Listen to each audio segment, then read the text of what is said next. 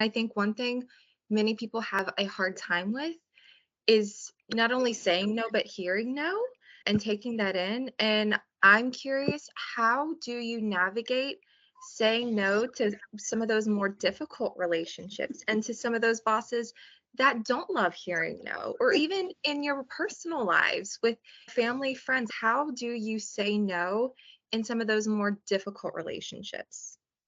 Yeah, you're right, Hannah. There's lots of people out there that don't like being told no. I think we live in a culture where boundaries aren't asserted very frequently, and people are sometimes taken aback by a no to a request. And we have to be careful here because, again, if I have a job that primarily is required of me to travel, and that's the job that I've taken, for me to say no to traveling, it is not appropriate in that situation because the requirement of my job is to travel.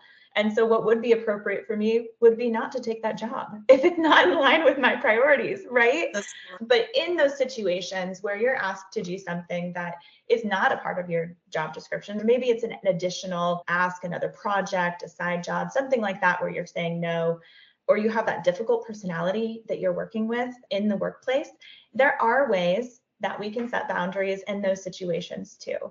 And I think one of the things that we need to do is we need to get really clear about what boundaries are, because boundaries are not about controlling other people. We cannot control how other people react to us. We can only control how we react back to them. And really, we don't want to react. We want to respond and respond in healthy ways, even when they're not going to respond healthily towards us. So those boundaries are, what are we going to do in response to someone who is not a healthy communicator, a healthy personality, which we've all dealt with those in the workplace. One way in which we do that is to just communicate very clearly, confidently. And an example of that would just be, I'm sorry, but I'm not going to respond to work emails on the weekend. And if that continues to be a problem, there's sometimes that we need to escalate that, or there's sometimes that we need to say, I'm sorry, I have stated that this is my boundary. And if you're going to continue to harass me about that, then I'm going to have to cut off communication with you, whatever situation that might be. And that might not always be appropriate in every situation. So we need to be careful about how we assert those boundaries and how we communicate those boundaries. But again, boundaries are not controlling other people and their responses to us. It's controlling our responses to them and what we're going to tolerate in the workplace. Yes, we can only control our actions, our emotions. We can't control anyone else. So when dealing with a difficult person, I personally have noticed with time that I have a lot of inner strength, which I didn't know until I started working with difficult people. Then I realized, especially when the person is trying to bully you, just as you said, Heather, very kindly, I don't agree with this approach for this specific issue. I don't think that's the right way to go. And if they keep insisting, then I say, I'm not going to participate. I don't feel that's right. And also working in healthcare, we have to think about ethics, right? If the person is pushing you to do something, no matter what type of healthcare professional you are, even outside of healthcare, the person is trying to push you to do something that's not ethical and it doesn't align with your value, it doesn't align with the work, or even if it aligns with the work, but it's totally against your value and you know that it's wrong, place a boundary and just say kindly, I'm not going to participate. Then it's going to be a problem, but I personally always just stop there, say, I'm sorry, I'm not going to participate, and I walk away. For me, that works. Because in some situations, you really do have to walk away because going back and forth doesn't help. As infection preventionists, however, we have some situations. I've worked in areas where, for example, the person is not following the proper infection prevention practices and placing the patient at risk. In those areas, you place a boundary in your conversation, making sure that there's no disrespect. You respect what they do, and you also make sure that they respect what you do, and use education as a way to deal with the conflict at that time and explain to them, this is really for your safety. This is not about me. This is not about you. It's not about our title. It's really about this patient that we're talking about right now. And there, the boundary is really just going straight to education because that's the only place where we can find a common ground. I think so much of our work-life balance depends on our boundaries, both in our personal lives and our work lives. They're so intertwined. So if you want to touch on that, I would love to hear your responses. Go ahead, Carol. I like this saying, you don't choose your family, you choose your friends. I also feel like in the workplace, unless you were part of the hiring panel, you don't choose your coworkers. So with your coworkers, you have to develop different coping mechanisms when you place your boundaries. But in your personal life, you can choose your friends. If this person is toxic in your life, doesn't bring any value, and you don't help each other out, the relationship is superficial, or the relationship just hurts you, it's really easy to just cut all ties.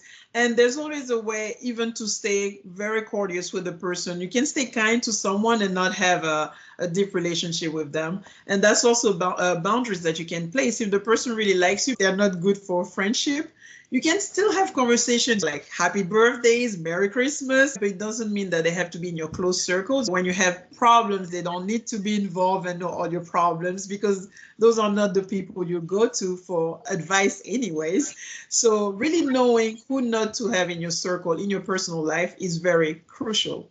Yeah, I'm thinking about how technology plays into this too, how technology can make it difficult for us to maintain a work-life balance, both in the workplace and with our personal lives. I think of the people that are constantly on their phone at work, on social media, texting friends and family, and their productivity is down a lot because technology, that instant access to the ability to socialize or to answer a work email, is really impeding that work-life balance. So one way in which I've asserted a boundary with maybe family or with friends in my personal life is if I'm getting just a constant onslaught of texts, I might say, I really want to help with this, but right now I'm in a meeting or I'm writing a really important paper, and at 3 p.m. I'll have an opportunity to get back to you. Or after work today at 5, before I go to the kids' soccer game, let's catch up and have a quick phone call. Tell people what your boundaries are. I think one of the things that's really key to note or to highlight here on boundaries is that we are communicating boundaries to other people. We can't have boundaries without communicating those boundaries. So I can't just ignore my boss's email over the weekend when they're expecting me to answer without telling them I don't answer emails on the weekend. Or same with a friend or a family member. I might shoot them a quick text and say, I really can't get back to you right now, but I'd love to catch up. How's 7 o'clock tonight after work? And so what are your boundaries? Communicate those to people, because you teach people how to treat you based on what you'll tolerate or accept. So technology, it makes things difficult. We feel like we always have to be available to everyone, but we don't. And we can tell them that we're not always available and still be kind. Can we pause for a minute so I can drink some water? Absolutely. I need to drink some water too. Yeah, hydration is so important.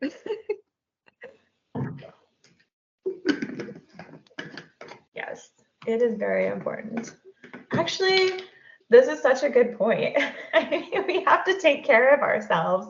And I think we neglect to take care of ourselves so much in our jobs, and especially people in helping professions. We want to be there for other people and we forget to show up for ourselves. So honestly, Carol, I love that you just said that. It highlights the whole point of this. Like, you're saying, I need water. We all need water. And just saying, hey, I need a break for a moment is just another way to assert a boundary. To say, I need a moment to drink some water. I need to take care of myself. Me too. It's so real.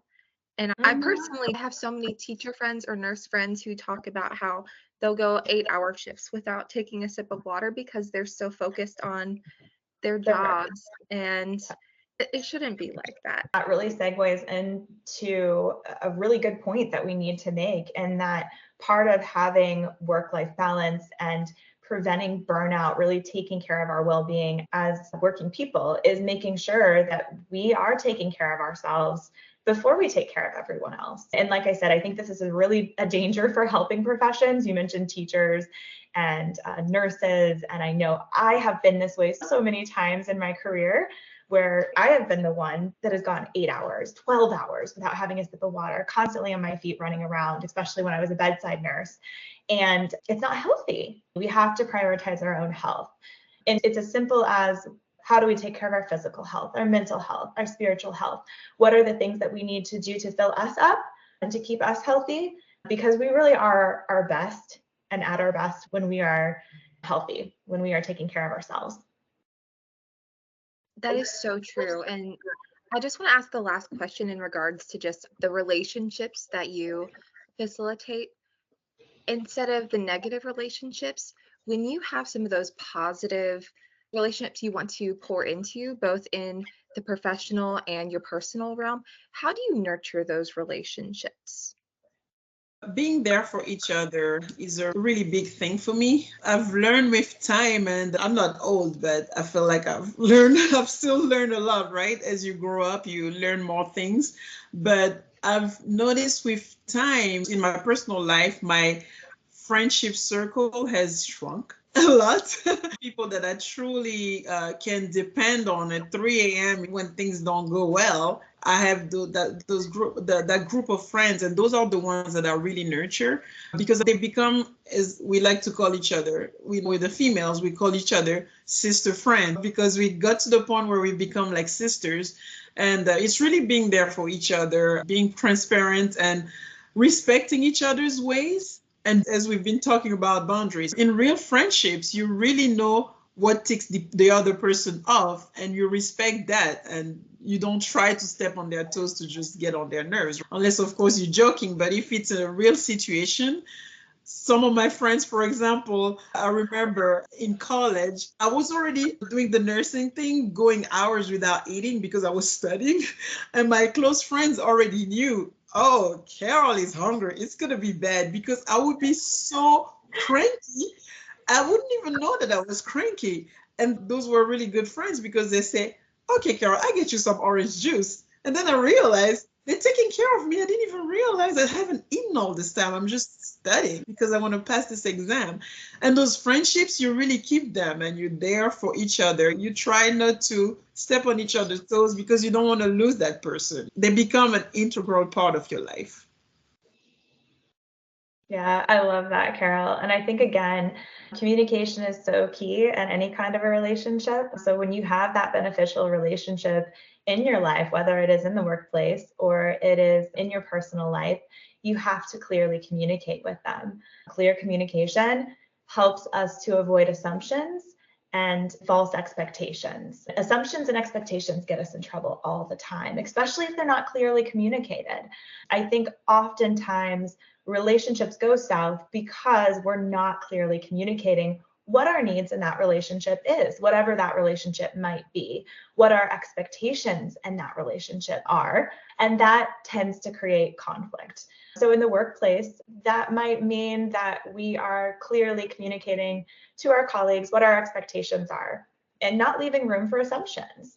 When I have staff meetings, I ask for open feedback. I ask during my one-on-one meetings with staff, what are we doing well? What aren't we doing well? And they know that we're looking for true feedback. I want that clear communication for them. I want to abolish any assumptions and expectations they might have that are incorrect. And so we just have an opportunity to openly communicate in that way. So I think that clear and open communication is just really important for beneficial relationships to be nurtured, whether that's in the workplace or in our personal lives. Agreed. Wow. I love both of your answers. And I think one of the underlying things I'm getting from both of you is just really communicating and being vulnerable. And that's, I think, very difficult for us to do. But I love how you correlate that both to your personal and your professional lives.